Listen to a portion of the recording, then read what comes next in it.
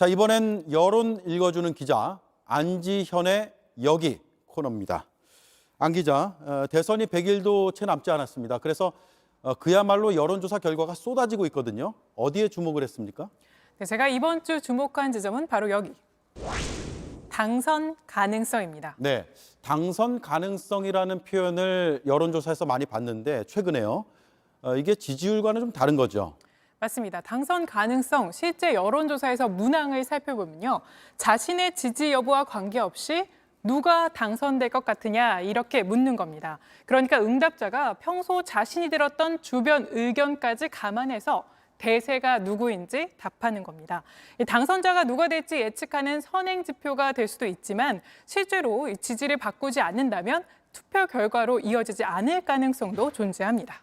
예, 한마디로 하면 누가 대세냐 이거네요. 맞습니다. 그러면 여론조사 결과는 어떻게 나왔습니까? 네, 최근 나온 여론조사 결과 보면요. 먼저 이틀 전 발표한 저희 JTBC와 글로벌 리서치의 결과입니다. 이 당선 가능성, 이재명 후보 38.2%, 윤석열 후보 43.6%로 격차는 5.4%포인트 오차 범위 냅니다.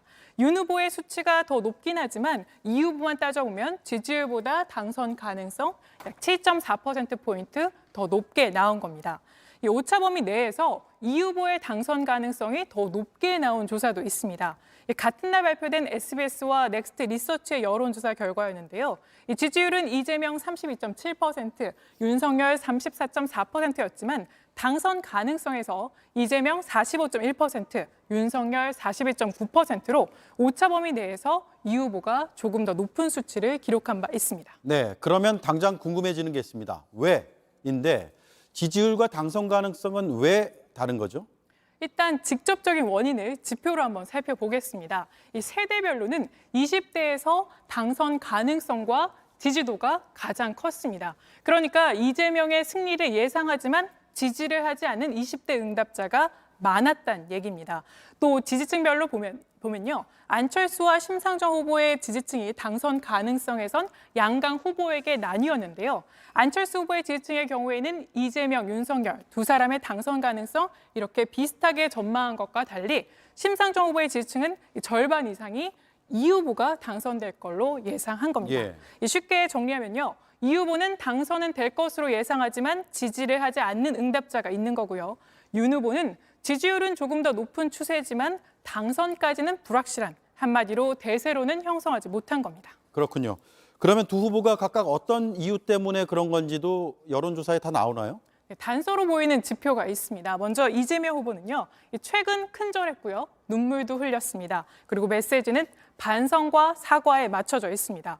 이재명의 민주당을 만들겠다며 대대적인 선대위 개편도 했죠. 이런 일련의 선거 캠페인이 어느 정도 안정감을 주면서 당선 가능성을 높게 보는 여론이 형성된 걸로 보입니다. 반면 지지율이 그만큼 따라오지 못하는 배경을 살펴보면요. 저희 여론조사에서 이 후보의 사과에 공감하지 못한다는 응답, 보시는 것처럼 58.3%에 달했습니다. 특히 중도층에서는요. 비호감도 비공감 61.9%였고요. 지지 정당이 없다는 무당층에서도 비공감 65.7%에 달했습니다. 그러니까 아직까지는 중도층을 비롯해서 지지층 외의 표심까지 이재명 후보가 끌어오는 데는 역부족이었다. 이렇게 볼 수 있습니다. 네, 윤석열 후보는 지지율만큼은 안 나오잖아요. 그러면 그 이유도 분명히 있을 텐데요. 맞습니다. 똑같이 여론조사 지표를 살펴보면요. 윤 후보는 지금 이준석 대표와의 관계가 적신호가 켜져 있습니다.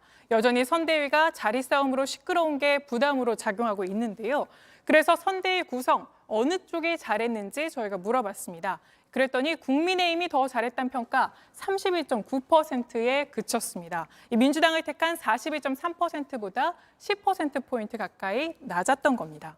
결국 선대위 구성을 둘러싼 잡음 등으로 인해 윤 후보의 지지율에 비해 당선을 예측하는 여론은 상대적으로 주춤한 걸로 보입니다. 자, 정리하면 지지율은 점차 좁혀지고 있고 또 당선 가능성도 오차 범위 내에서 접전이다 이 얘기네요. 맞습니다. 이 대선이 이제는 100일도 채 남지 않았는데 그러니까 양강 후보 모두 대세론을 형성하는 데 실패한 겁니다. 그래서 오늘 여기에 결론은요. 당선 가능성도 백중세로 하겠습니다. 네, 아직 대세는 없다라고 정리를 해보겠습니다. 안지연의 여기에 안지영 기자였습니다. 수고했습니다.